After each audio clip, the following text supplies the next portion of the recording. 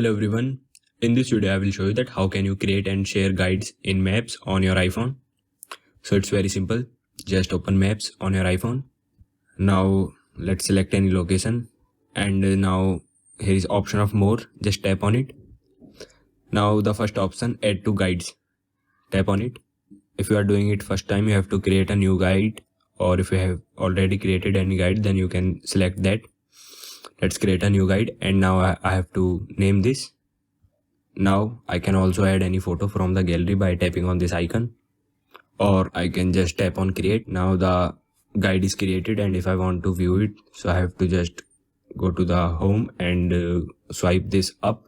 Here in the section of my guides, I can view this guide here, and if I want to share this to some of my friends, then I have to just swipe it left and then click on share. I have to choose any platform or something. Let's select messages and then click on send. Now this guide is shared with my friend. So this is how you can create and share guides in Maps. Thank you everyone.